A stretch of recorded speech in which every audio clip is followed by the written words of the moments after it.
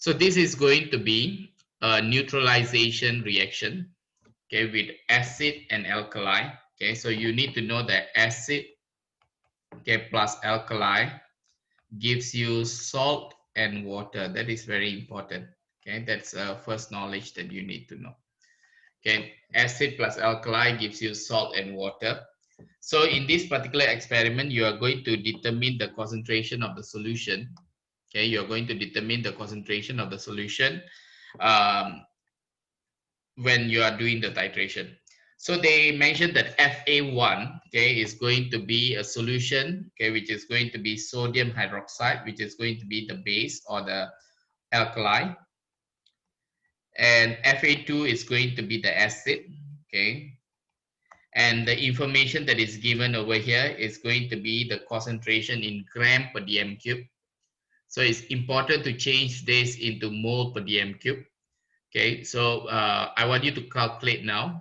Okay, change the concentration of sodium hydroxide into mole per dm cube.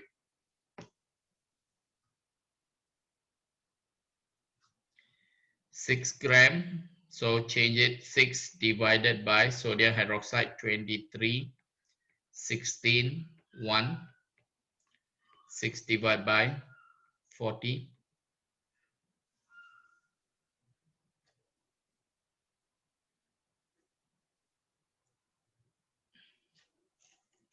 What do you get?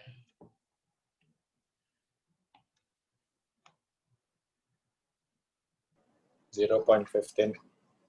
0.15. Okay, so mole per dm cube. So this is important, yeah. So I'm actually writing it down. Okay.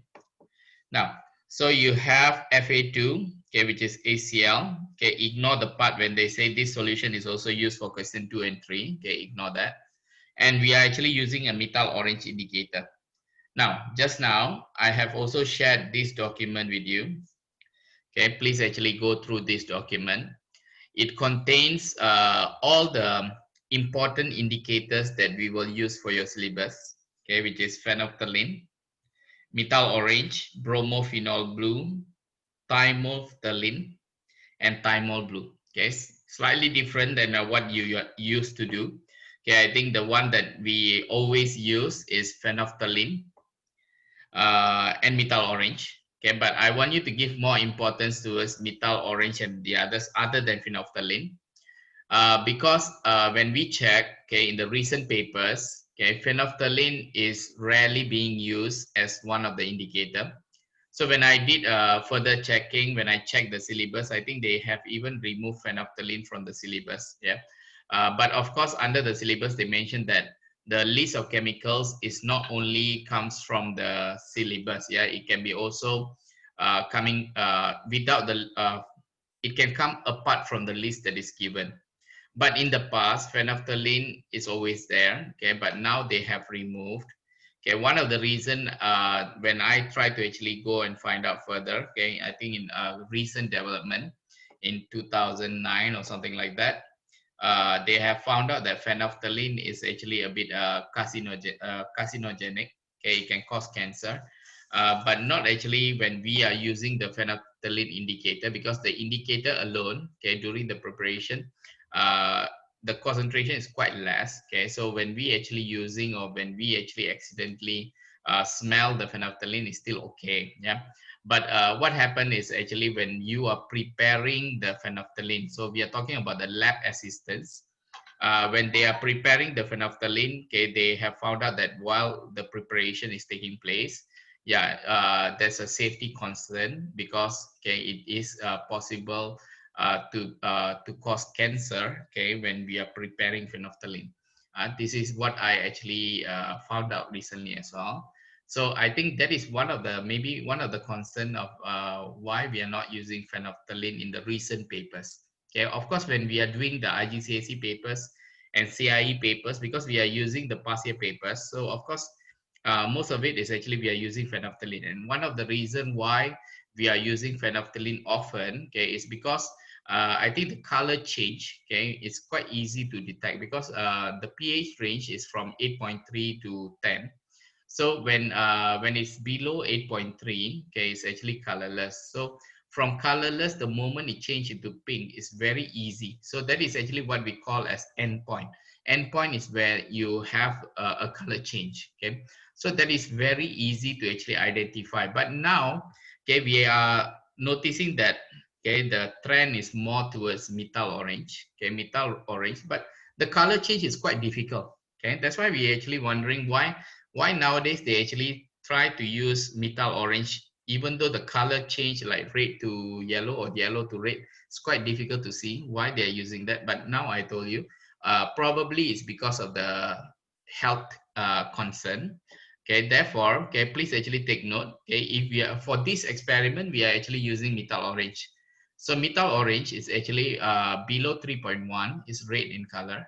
Okay, it means under acidic condition is red in color. Then after 3.1, they are all yellow, and then pH range is around 3.1 to 4.4. Okay, the others are all mentioned in the syllabus, so please actually go through this as well. Some of it are very new. Okay, we rarely use also. Okay, but you need to actually know. Okay, it's part of your syllabus. Bromophenol blue. Okay, you need to know the color change and the pH range. And thymolphthalene, okay, is also going to be quite new. Okay, thymolphthalene is actually like a replacement of phenolphthalein. Yeah, so now they actually tend to include thymolphthalene. And if you go and read further, okay, they found out that thymolphthalene is 3 times more expensive than phenolphthalein. Yeah, so it's actually slightly more expensive, probably because it's not so carcinogenic. Yeah. So, and you do not need to have a huge amount to prepare thymolphthalene. So I think they actually charge quite a lot for that. But anyway, it's not your concern, okay, about the money. Yeah. So I think the concern is your concern will be more towards the color change, okay, and then the pH range. It means the moment it reaches 9.3, yeah, it's going to be blue. Below 9.3 is going to be colorless. Okay. The last one, okay, is actually the Thymo blue. Okay, Thymo blue is going to be, it's quite special, okay, because it has 3 colors. Okay, under 1.2, okay, is actually red in color.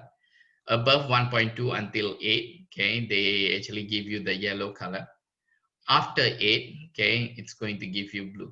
Okay, so it has 2 endpoints. Okay, 2 endpoints. So that's why I put the pH range 2 over there. What you need to do, of course, okay, please actually memorize. Okay, as much as they try to make it easy for your paper 3 by providing you some data, but there are some situations that happens like this where they do not give you any data. For example, when they give you this particular paper, they expect you, okay, to know if I use metal orange indicator, or when you are using metal orange indicator, you should be able to identify what is the color. It means, is it going to be from what color to what color? You need to actually identify. And there is no note will be given. Okay, there is a qualitative note will be given for salt. Okay, how to check, how to test for cation and anion, but there is no note for when it comes to indicator. Okay, so this one I have prepared for you. Okay, please actually go through this. Okay, try to memorize. Okay, it's very important. Okay, but now, okay, let's come back to this. Okay, before I go to the method, okay, I'll stop for a while. Okay, to ask you if there is any question up to here. Frederick, any question up to here?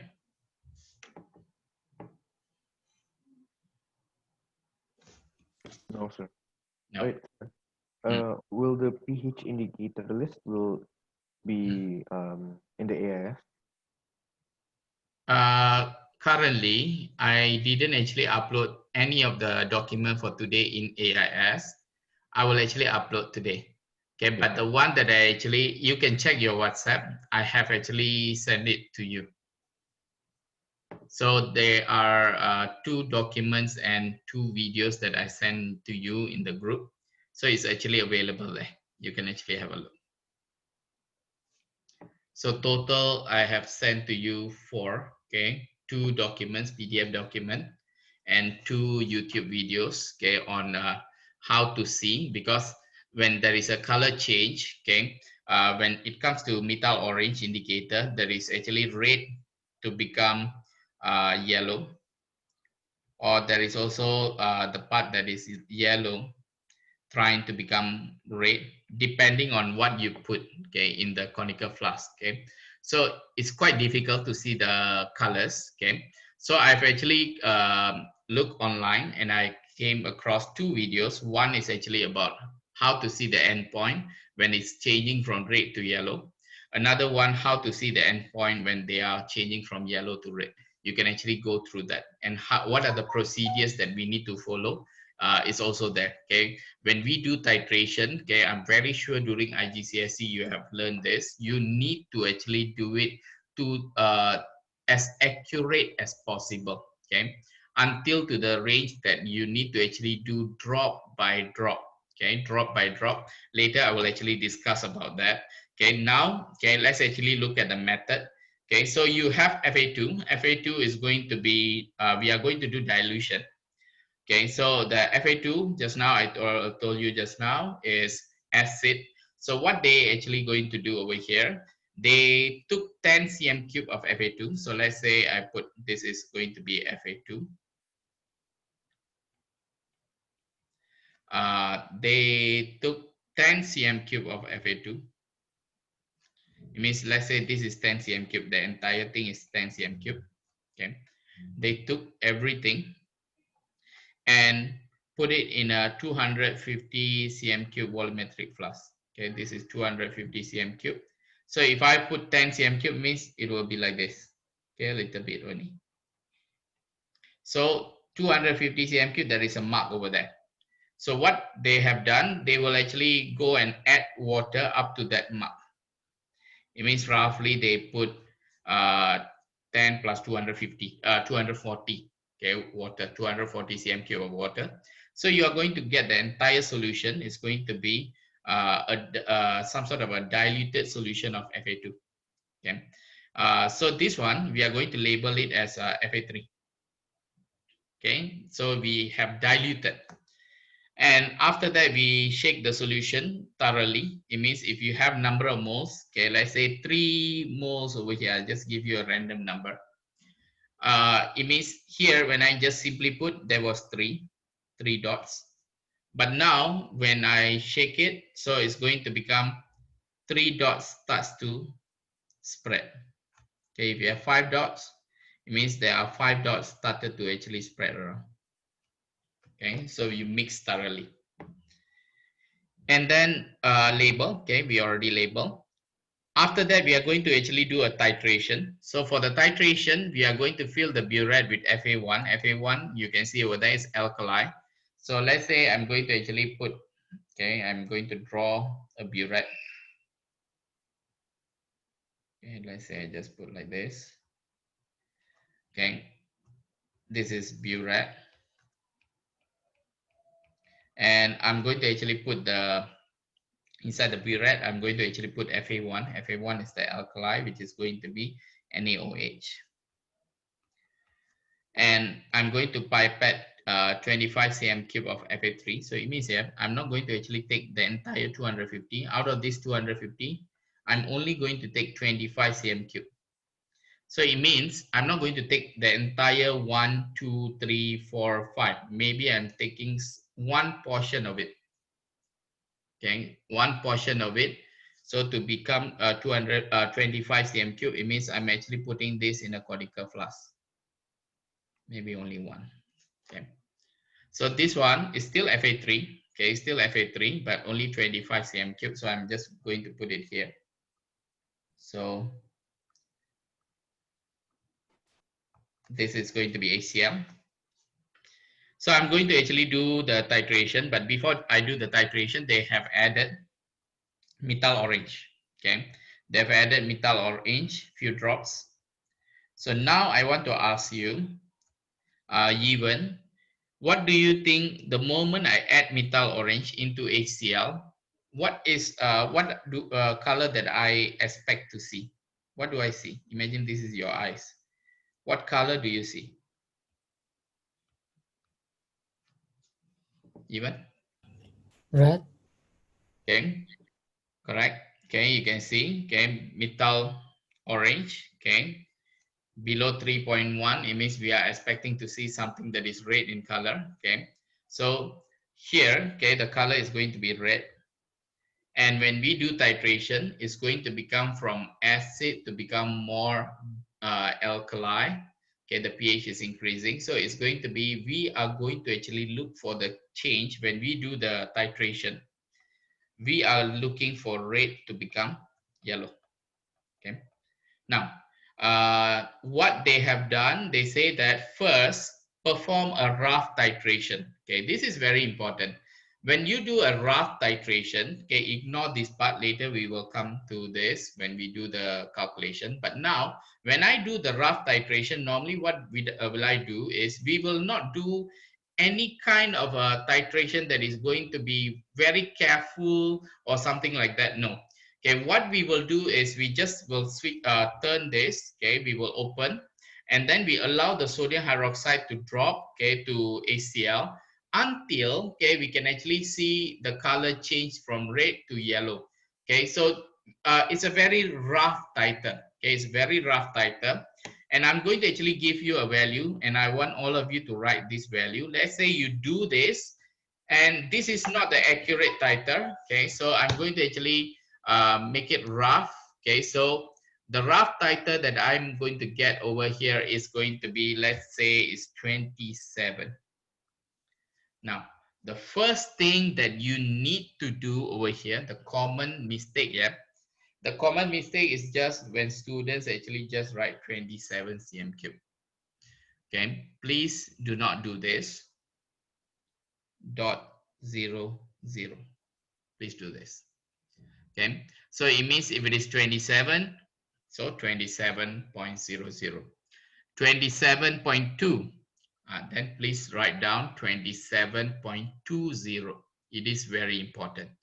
Okay, so 2 decimal places. Okay, 2 decimal places for rough titer and accurate titer. Let's not debate on this. Okay, please actually do over here. Do I need to write initial titer, final titer over here? No need. Okay, no need. No need to write anything. Okay, just you can leave this place empty. Okay, just this one will do. Okay, now they have given carry out as many accurate titration as you think necessary to obtain consistent results. Okay, Sharon, can you tell me what is the meaning of consistent results? What do you understand? Yeah. Like when you do the experiment again and again and again, you'll get like the same results. Yeah, it means you are hitting at the same target. Okay, it means that is actually consistent. Now, for your AS chemistry, okay, for this paper, what is consistent? Okay, there should be a value.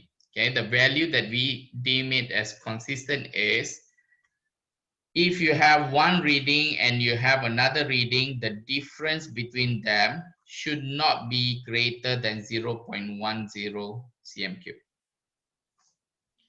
Memorize this. Okay, the difference should not be greater than 0.10 cm cube. So make sure any recorded results show the precision of your practical work. It means you need to actually do it precisely. It means as accurate as possible. If you do the experiment as accurate as possible, there shouldn't be any problem where your data is going to be totally different than other students, or when your data is going to be totally different than the supervisor. Now, what is supervisor? While you are doing your AS practical paper, okay, the teacher, okay, one of the assigned teacher, okay, that teaches the most number of classes of that batch during that time, okay, it's either me or Mr. Sheikh currently. Okay, so if let's say Mr. Sheikh, okay, currently I'm teaching 2 classes. Miss Chandira is teaching 1 classes for you, but do not know what will happen later next year. But anyway, when this happens, so for now, if I'm asking you to do a practical, most probably I will become the supervisor. Okay, so I will be actually doing the practical inside the preparation room, and I'll be given the same material, okay, the same chemicals, and I'll be doing the practical, and we will record the reading. I will record the reading, and towards the end, okay, when the examiner marks your paper, okay, all the title values will be based on the supervisor's results, which will be my results, and your answer should be the same as mine. Okay, what happens if you get different answer? Marks will be deducted. Okay, and then how many marks will be deducted and so on. At the end of this document, you can read all that. Okay, the marking key is given, and I will go through also some of the points. Okay, so the problem will not arise if you actually follow the practical or do the practical precisely. It means you have to do it in a proper manner. Yeah, so after that, okay, let's actually proceed further. They say that record in a suitable form below all of your burette readings and the volume of FA1 added in each accurate titration. Now, I'm going to give you 3 values over here. Let's say I'm actually going to do 3 experiments. Okay. And for the first experiment, okay, imagine you fill up the burette up to, let's say you fill up, imagine for all the burette reading, you fill up, okay, the burette to complete. It means all the way to the, it means you add the solution, and then let's say you do the titration. Then the next experiment, you keep on adding, okay, the solution to complete, okay, to complete the, let's say until the burette is full. Yeah. So Michelle, you can go now. Until the burette is full, you actually will put it. So imagine all of these are this. You are going to have a full burette, and when you do the titration, okay, the first value, imagine, yeah, this one is, I'm just giving you a random answer. Okay, imagine you are having 26.1. Okay, 26.1. Second reading, you have 26.5. Third reading, you are getting 26.6. Okay, these are readings. Okay, this is random readings that I just gave you. Now, what I want you to do now, okay, please actually use the space over here to record in a proper table. Okay, and then I will select 3 students, okay, to actually take picture of that your answer, get the table, and send it to our WhatsApp group. Okay, I want to see now. Okay, please do that. Okay, I'll give you 3 minutes.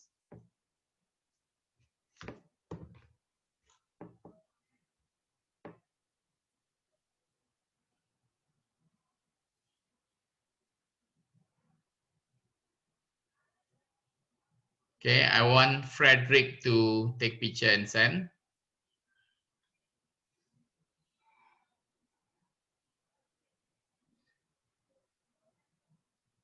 I want Nathan to take picture and send.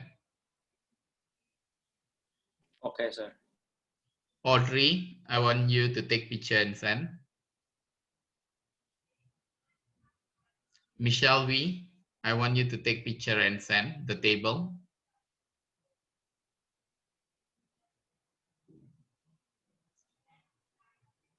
Michael, I want you to take picture and send. And Nicholas. Sorry, sir, but what table? Yeah, you can see now, okay, here, okay, there is a, I want you to actually record, okay, all this data. Okay, let's say you do the experiment and you are getting, for experiment 1, 2, and 3, you are getting this data, and you have the full burette. How do you write all this information in a table? Okay, because they say a suitable form. So I want to actually see that table. Okay, draw the table with the information and then send it to me. Is that clear, Michelle?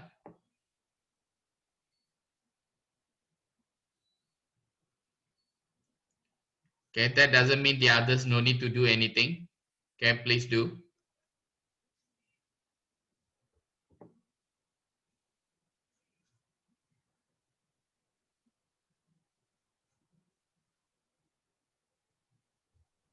Sorry, sir. Does that mean the readings are the final readings from the titration?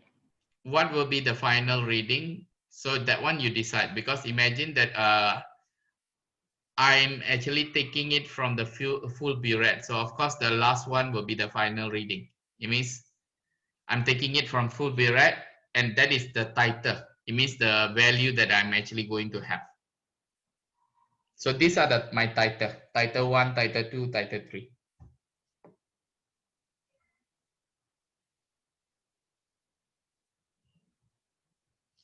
Okay, while you're doing, yeah, I will actually also do.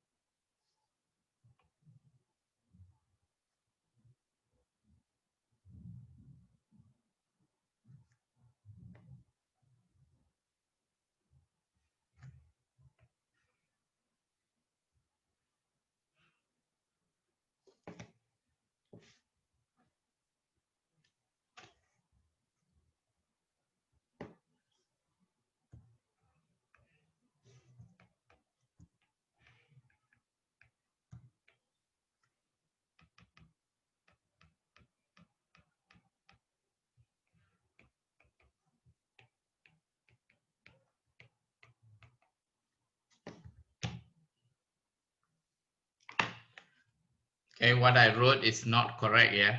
Okay, don't actually follow me 100%. Okay, but if you want to have an idea about the table, okay, what other things should be there, yeah, please actually follow.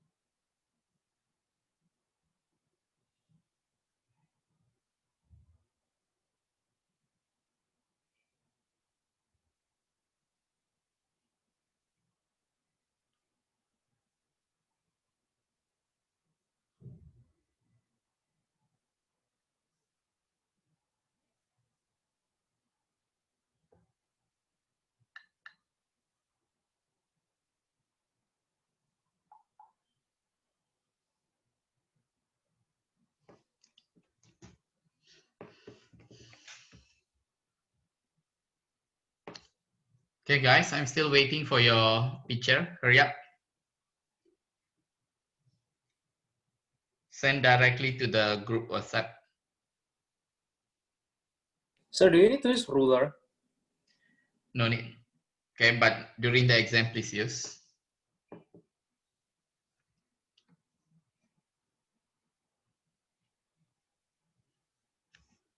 Hurry up.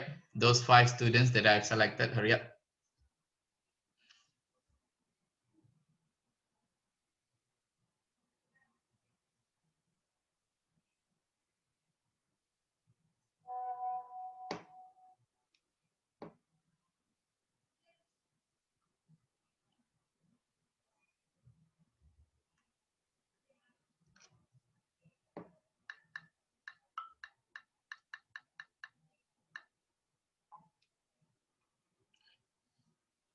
Okay, Frederick, I gave my comment, yeah. So just wait until I actually show it to everyone, yeah.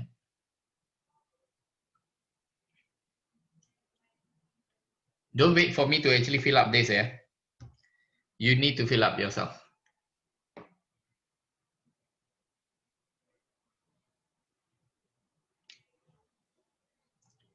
Hurry up, I give you 1 more minute only. If not, I will not wait for the others to submit. We still need to complete.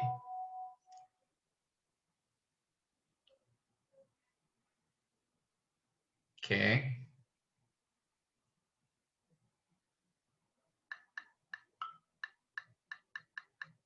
Megan, Ken.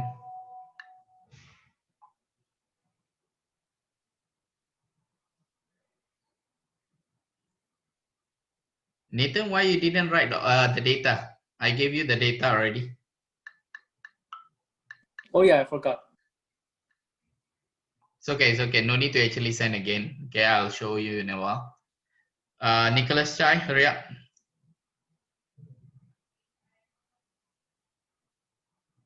Nicholas Chai and Michael.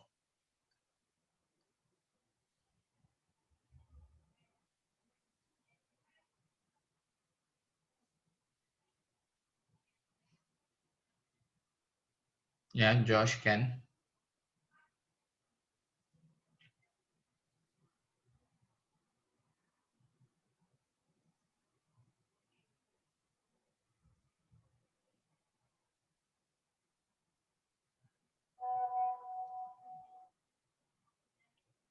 Audrey.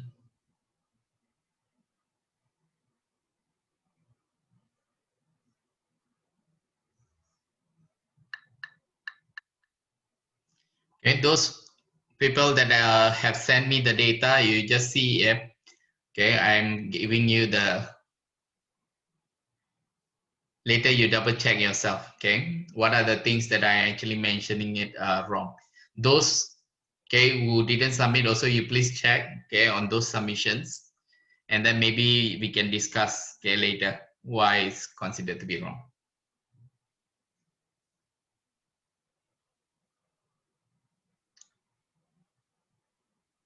I think, okay, I cannot wait anymore, okay? Okay, now guys, really listen carefully. One of the common mistake I think shouldn't be happening also after your IGCSE. I think IGCSE also we learn about all this.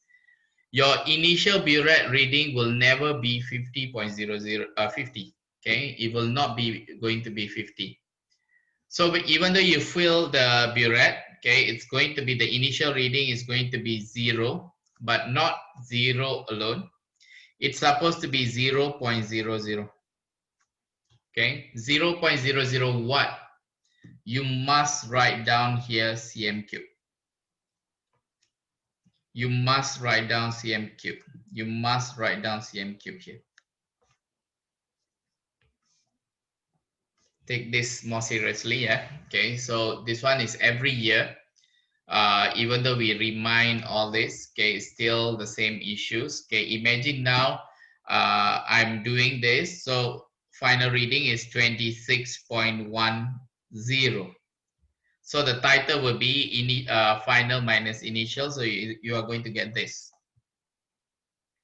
Okay, the same, let's say after this, I'm going to fill up the burette. Let's say I'm going to actually fill up, but I don't fill up to 0. Okay, let's say I fill up to 1.00, or if you want to fill up to 0 also doesn't matter, but be very careful. It's not going to be 50. So let's say you start from 0.00 and you took about 26.50. This is 26.50. 0.00, you fill up again. you did the 2 experiments and then you found out it's 26.10, 26.50. It is not consistent because I told you the difference must be 0.1. This one, the difference is 0.4. Okay, you are forced to do third practical or the third repetition.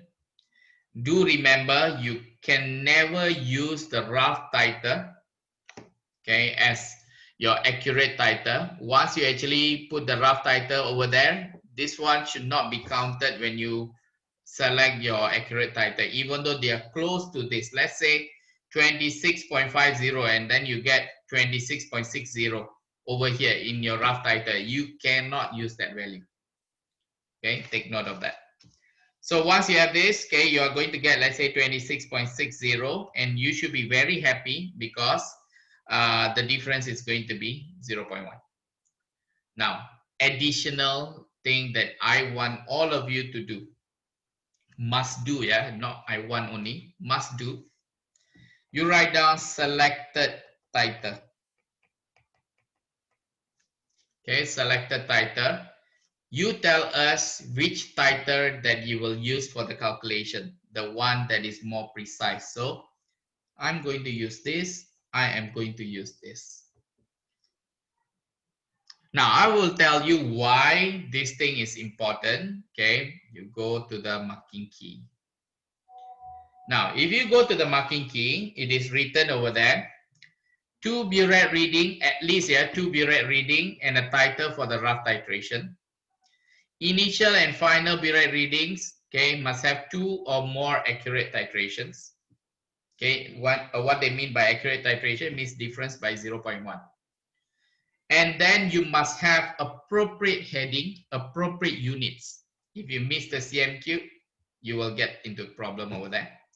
Correct initial or start or correct final. Okay, if you write 50.00, is wrong. Okay, you need titer. Okay, according to what I said, you need the unit. Okay, you follow. So it means if you follow what I said, all this is completely, you will get 1 mark, 1 mark.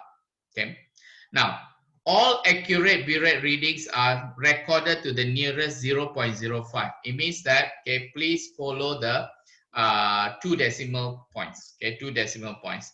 Do not write down 26.1. It should be 26.10.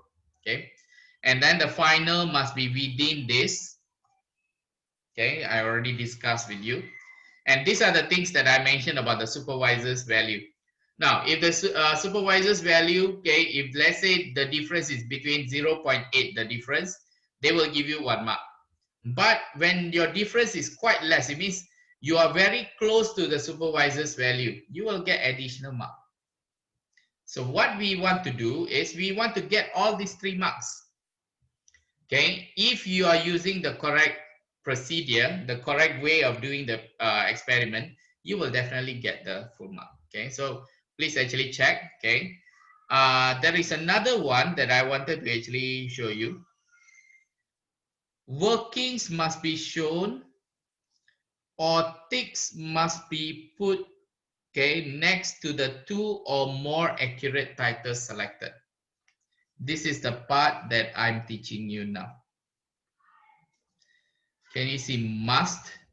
Okay, it means that this one must be there. Okay, I do not know what you have done in the past. Okay, from now on, okay, I don't want the same mistake. When you draw, okay, your table, you follow this format. Okay, follow this format with the selected titer. Okay, with the selected titer. Now, I'm going to continue. From your accurate titration, obtain a suitable value. Okay, so I have already shown these are the 2 titers that I'm going to take. I am not going to take 3 values and divide by 3. I'm only going to take the accurate titer that I have selected. Okay, so it means that the difference of 0.1, so that's 2. So 26.50 plus 26.60 divided by 2, I'm going to get 26.55 cm cube. You write down. Now what happens, sir, if I actually have 26.40 here, and then the second titer I'm getting 26.50, then the third one I'm getting 26.60. Why all of them differ by 0.1? Do I actually divide by 3?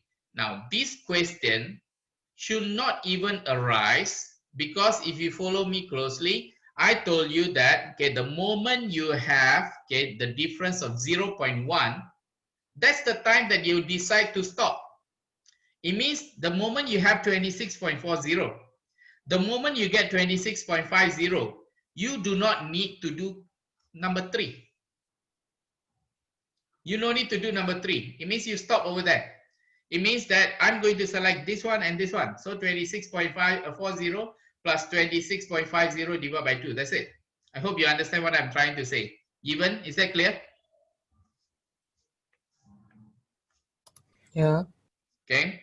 So please actually follow what I said. Okay. So you do not need to actually do the 3 experiment just because we want the 3 experiment. No. Okay, at least it must be 2 accurate titer. Okay, so here I don't want to see 3 titer over here. Okay, no more. Okay, please actually be very mindful over here.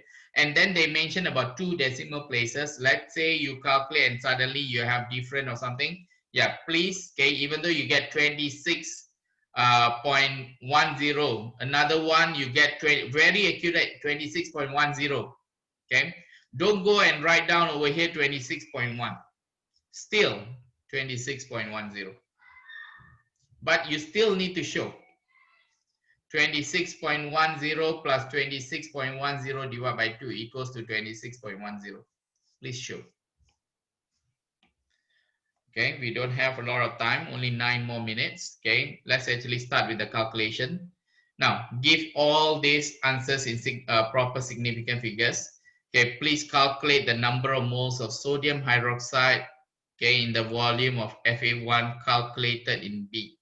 Now, so here, okay, calculate the moles of sodium hydroxide. Okay,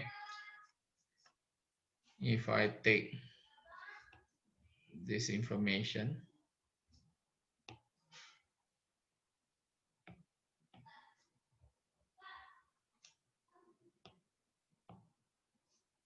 okay, now they ask you to calculate the number of moles of sodium hydroxide. Okay, we know that we have 0.15 mole per dm cube, and then sodium hydroxide Fa3 is going to be sodium hydroxide Fa1.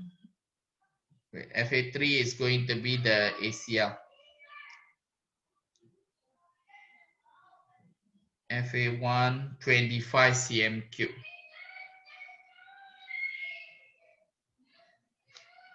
Calculate the number of moles of sodium hydroxide in the volume Fa1 calculated in B. Okay, so this is Fa1, this is the volume. Okay, so I know Fa1, okay, just now. Okay, Fa1 is going to be 0.15. Please calculate number of moles equals to 0.15 times 26.55 divided by 1000.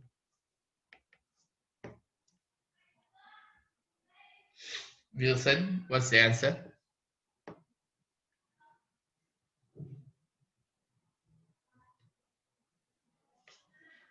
While waiting for the answer, I will also write down this ones. ACl plus sodium hydroxide. 3.98 times 10 to the power negative 3. Negative 3, yeah. So this is the answer.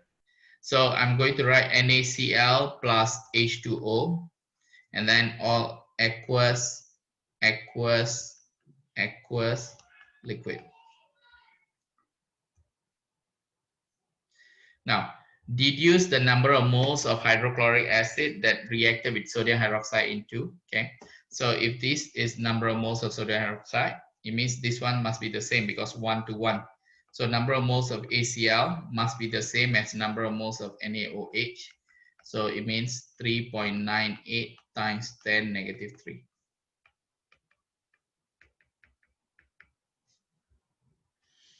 Now we want to actually calculate, okay, the concentration in mole per dm cube of hydrochloric acid in Fa2. Now, this just now I told you this thing will come into play. Okay, we found out. Okay, we found out the number of moles of hydrochloric acid that we actually wrote just now is the number of moles, or the one dot, which is going to be 3.98 times 10 negative 3. What we need is to find out for the entire volumetric flask. Okay, so since we only took 25 cm cube, what you need to work backwards. Okay, where you need to times by 10. It means you need to get the entire thing. So the number of moles of ACL in 250 cm cube is 10 times 3.98 times 10 negative 3. You will get 3.98 times 10 negative 2 moles. Okay. After that, do remember, when I took from the 10 cm cube over here, this is still Fa3, I want Fa2. When I took from the entire 10 cm cube over here, do remember I have 1, 2, 3, 4, 5. 1, 2, 3, 4, 5. It means the number of moles are the same. Okay, it means the number of moles of Fa2, okay, the ACL must be the same as the number of moles in Fa3. Okay, because we just take everything and then add water. This is what we call dilution. So dilution do not change the number of moles. Okay, they are just going to change the concentration. So what happens over here is the number of moles of ACL in Fa2 is the same as the number of moles of ACL in 250 cm cube. So it means it's the same, 3.98 times 10 negative 2. So if I want to find the concentration, okay, the concentration in Fa2, because you are using 10 cm cube only, so you just take the number of moles, 3.98 times 10 negative 2, divided by, okay, the volume. The volume, you need to change it into dm cube. So 10 cm cube, you change into dm cube, it means you divide by 1000. Okay, so it's times 10 to the power of negative 3. So when you calculate, you will get 3.98 times 10 negative 2 divided by 10 negative 2. You cancel and cancel, you will get 3.98 as your answer. So the concentration of ACL, you will get, okay, 3.98 mole per dm cube.